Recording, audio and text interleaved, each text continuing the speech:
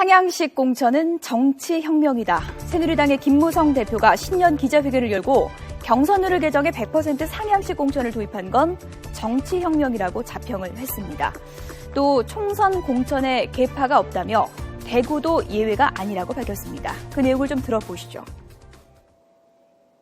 여당은 상향식 공천으로 지역에서 출발하는 생명력 있는 풀뿌리 후보라는 점을 국민 여러분께 말씀드립니다. 이렇게 김무성 대표가 공천 원칙에 대한 단호한 입장을 밝혔지만 당내의 상황은 좀 복잡합니다. 험지 출마 요구를 받던 안대희 전 대법관과 오세훈 전 서울시장, 이렇게 서울 마포와 종로에서 출마하겠다고 선언을 한 뒤 후폭풍이 거세게 일고 있습니다. 이른바 굴러온 돌과 박힌 돌, 대결 양상이 되면서 당내의 파열음이 커질 수 있다는 우려가 커지고 있습니다. 당장 마포에 긴 시간 동안 공을 들여왔던 강승규 전 의원이 크게 반발했고요. 그리고 종로 터줏대감을 자처하는 박진 전 의원, 대권의 정거장으로 삼지 말라면서 직격탄을 날리기도 했습니다. 네, 김무성 대표는 이런 상황을 예견하지 못했을까요? 교통정리가 제대로 이루어지지 않아서 갈등을 키우고 있다는 쓴소리도 나왔습니다. 정병국 새누리당 의원이 YTN 라디오와의 인터뷰에서 한 얘기 들어보시죠.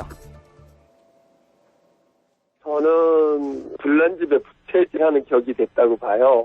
다들 지금 열심히 뛰고 있는데 그 험지라고 하는 말을 당대표가 말씀하시고 유력 후보자들에게 험지 출마를 해라, 합의를 봤다, 이렇게 함으로 인해서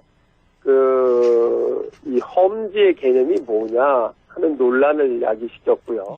아예 처음부터 당대표가 이런 얘기를 하지 않았더라고 하면, 그 사람들이 뭐 거기 간다고 한다고 하면 누가 뭐라고 하겠어요.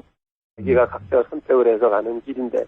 그런데 처음에 의도했던 당대표가 의도했던 것은 보다 더 유력한 사람들을 좀 어려운 지역에 보내서 그 어떤 시너지 효과를 좀 내자라고 했던 것인데, 그것도 안 되고, 그러면서 원래 가려고 했던 지역 가게 되니까 그 기존의 당협위원장들이 반발을 하게 되는 거죠. 네, 이렇게 당내 잡음이 계속되는 상황에서 김무성 대표 오늘 신년 기자회견에서 이런 얘기를 했습니다. 야당은 인재영입이라는 이름의 전략공천으로 선정한 꽃꽂이 후보고, 여당은 상향공천으로 지역에서 출발하는 풀뿌리 후보다, 이렇게 강조를 했습니다.